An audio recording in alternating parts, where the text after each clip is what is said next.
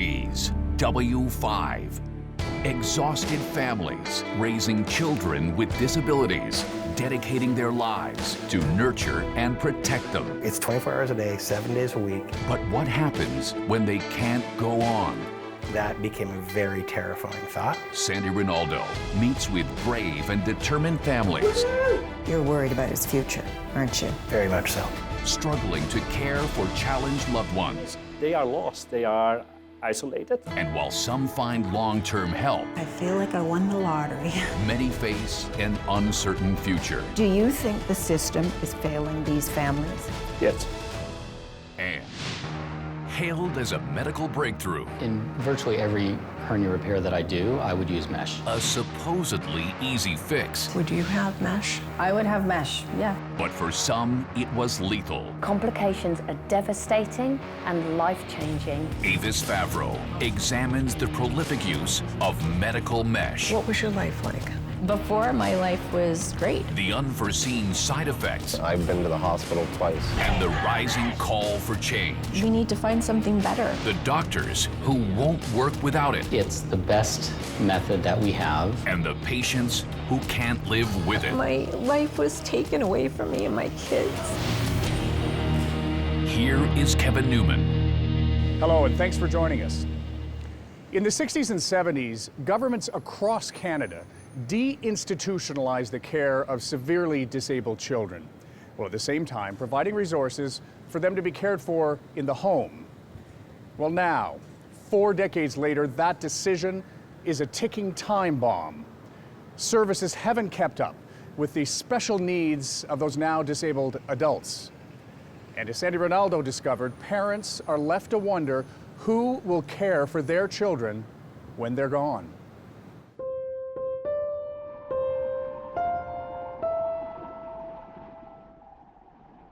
You'd rather have? Okay. You get it? And Homer says, dope. Should we play some music? All right. There's only one person who enjoys drumming more than Mark DiPrato. Ready? His son Dean can't get enough jamming with his dad.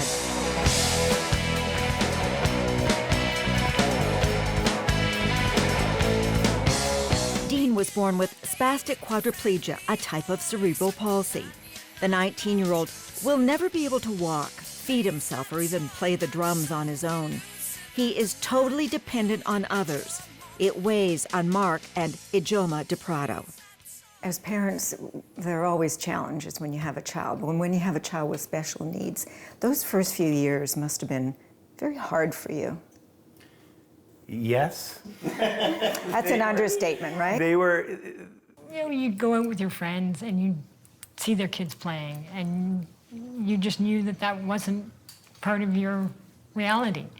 And as much as, you know, most days was fine, there were definitely days where we'd come home and it was just, it hurt. 1.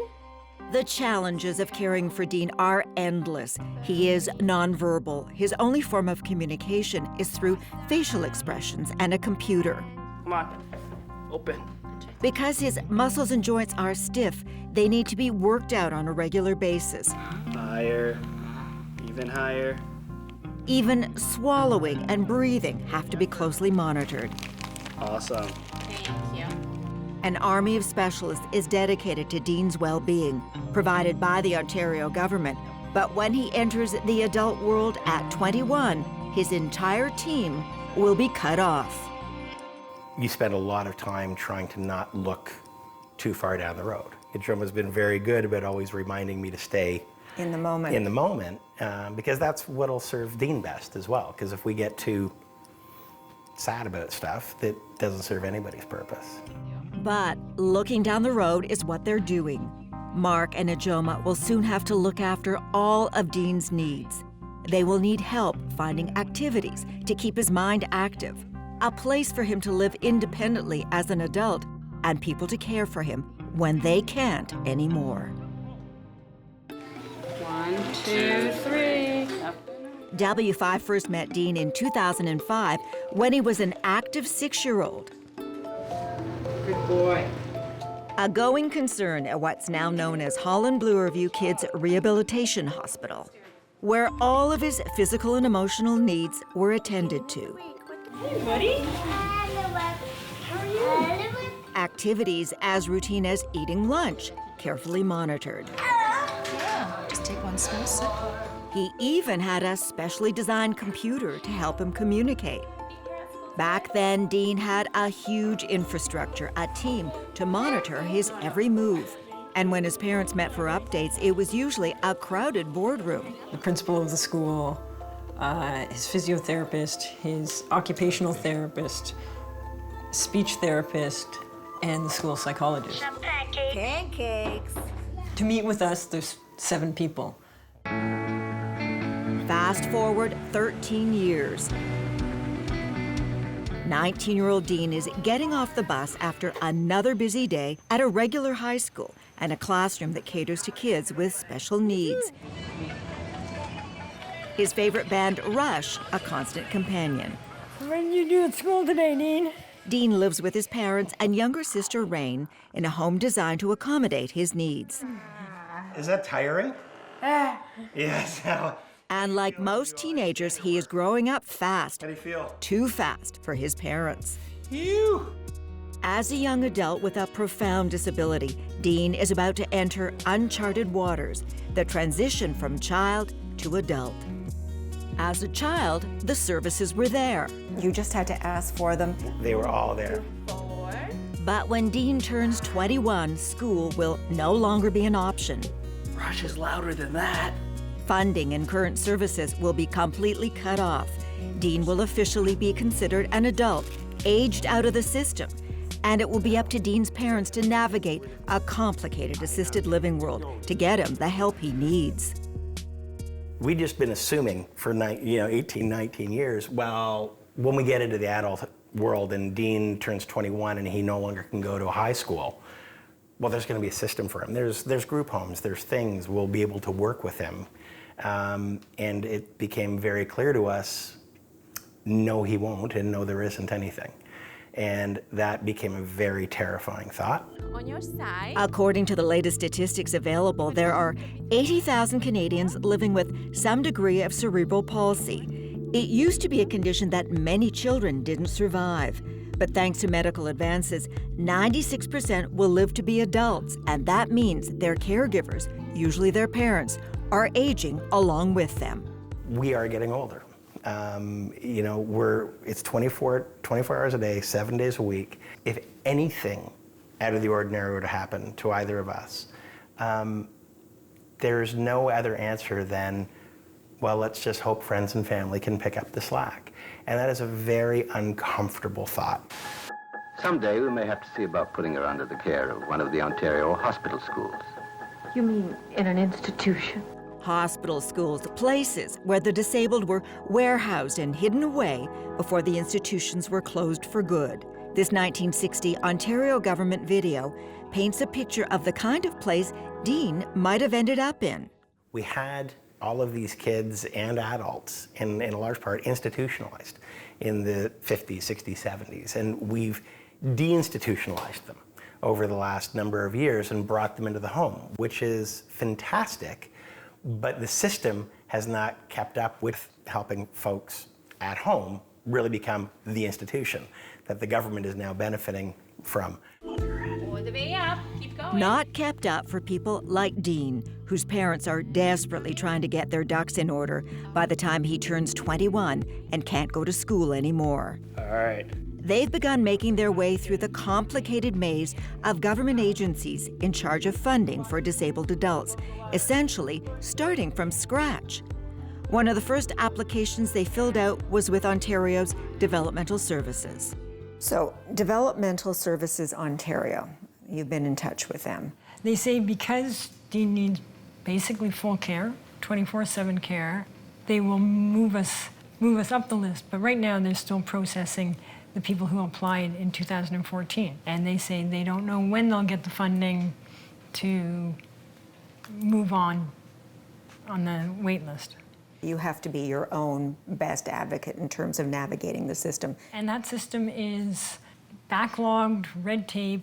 It basically has left us from having a significant chunk of money to provide respite care to, we don't know how long it'll be before you ever get any money. The DePrados are lucky. They can afford Dean's care, but many families can't. To that end, Mark has written to Ontario's Deputy Minister of Health. Your opening sentence, we're reaching the point where the first full generation of severely disabled, deinstitutionalized people are adults with aging parents. The parents' ability to care for their severely disabled offspring is collapsing. Yep. So? Well, that came as a result of a fairly emotional conversation we had in this house when Ijoma came back from the first DSO meeting. It was kind of like we felt we started to navigate the healthcare side of it, but now we saw long wait lists, even the funding that we understood was going to come through. The funding, as we understand it, as we've been able to understand it, won't be even close to sufficient for somebody who requires 24/7 care. And what was the response?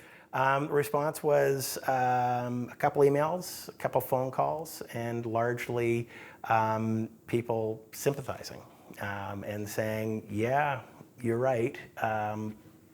It's hard to disagree with what you're saying. All the way up, all the way up. Groups. Excellent. Aha! They are lost. They are isolated. They have the experience of falling off the cliff. Dr. Jan Gorter is the director of the Can-Child Centre for Childhood Disability Research at McMaster University in Hamilton, Ontario. Dr. Gorter helps patients and families like the DePrados as they prepare to graduate from pediatric care to adult care. We have created the problem ourselves. We have created a pediatric system and a system for adults, which is in fact basically a stupid divide. What needs to change in order for children like Dean to make the transition into adulthood, given that the numbers are growing across Canada? We're going to see more and more situations like Dean's. What has to change? Ideally, I would argue for a national approach to it that would trickle down, like healthcare approach would have a transition approach, would trickle down to the provinces, would set standards. For example? There are examples in other countries where they have more flexibility at age 18, and I've had a few good experiences where families were referred to and being cared for by adult healthcare providers at age 16 and onwards. We have a responsibility as society to, and they have the human right to live a life as anyone else. In terms of big picture, do you think the system is failing these families? Yes. With essential resources winding down, So it's made a difference for you. Yeah, big difference. time is running out. We cannot have a child feel burdened. When W5 continues.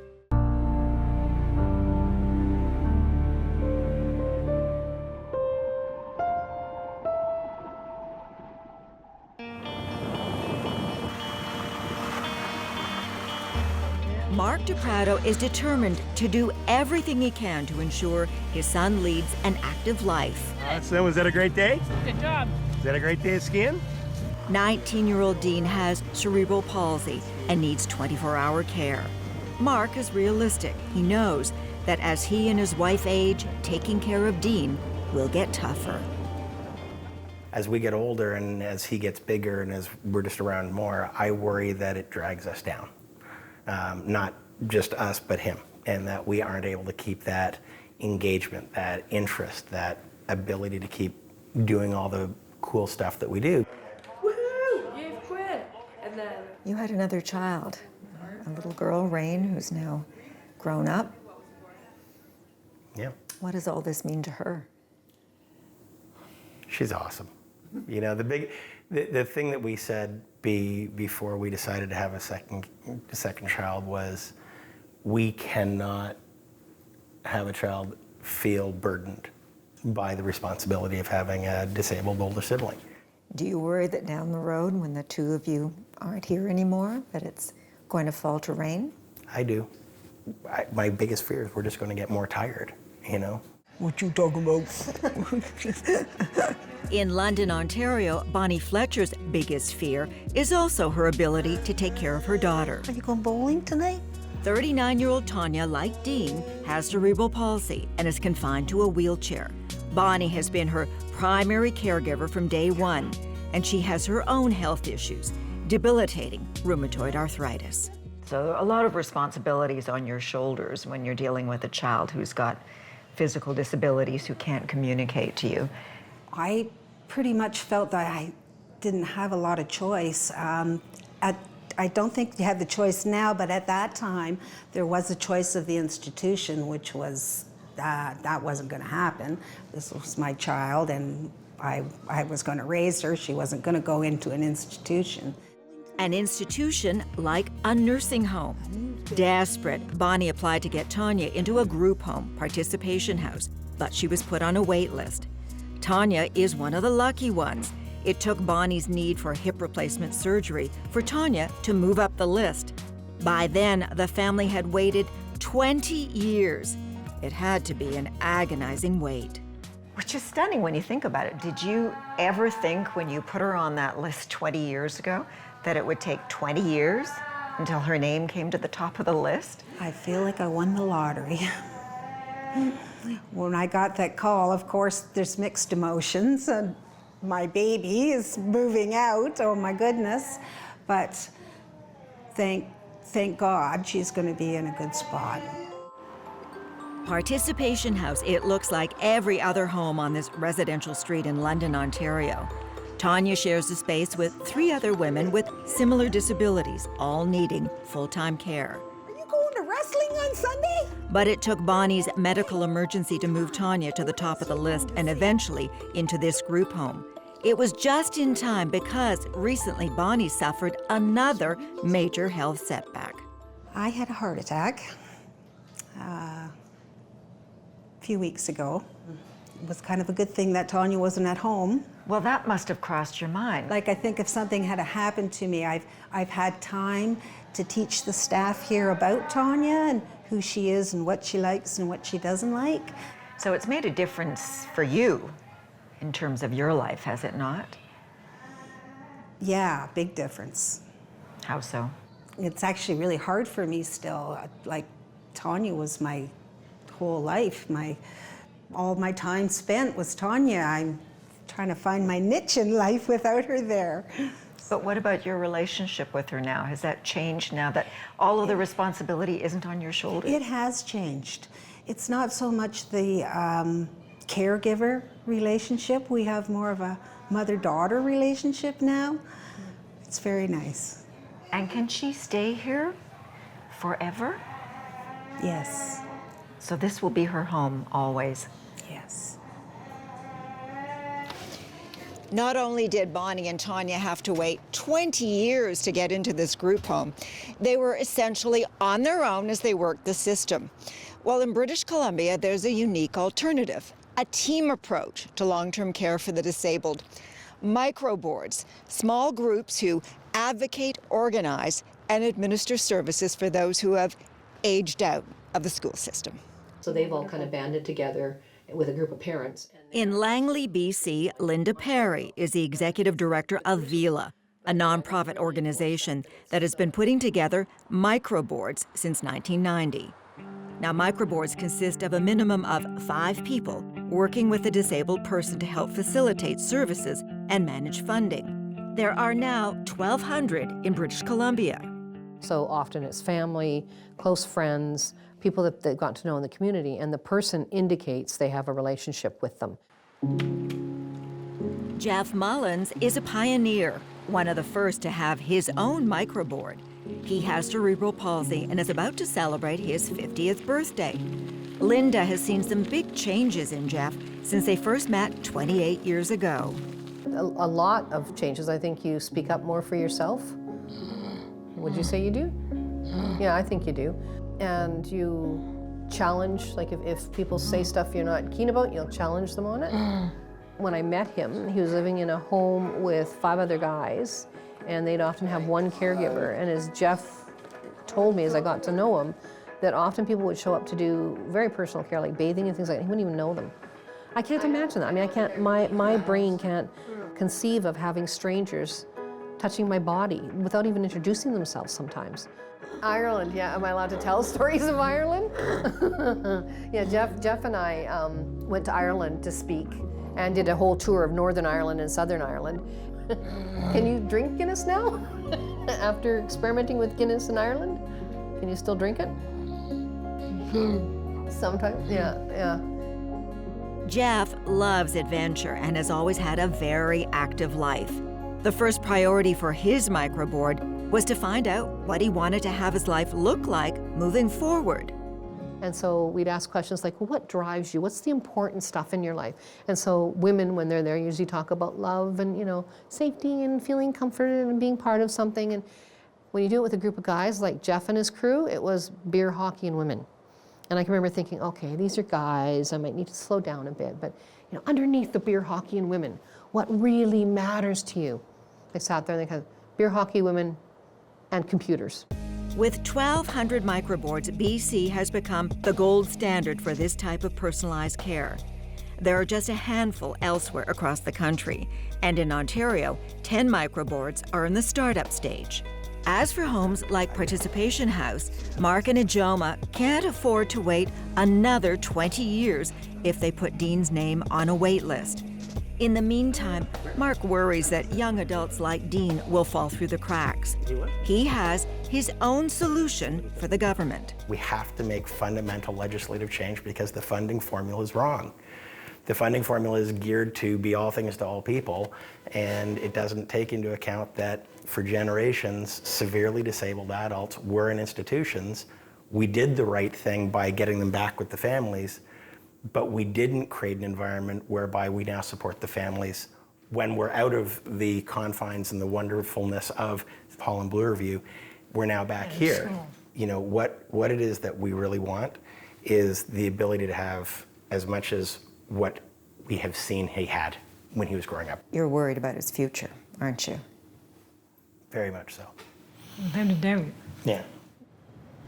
So Sandie was focused on Ontario and BC, but it's important to remember that every province and territory is grappling with the same issue: how to care for tens of thousands of Canadians with special needs who have nowhere to go. Here's what's straight ahead. This is not right. Their health ruined. I feel useless. Their voices unheard. Nobody will listen to them. When W5 continues,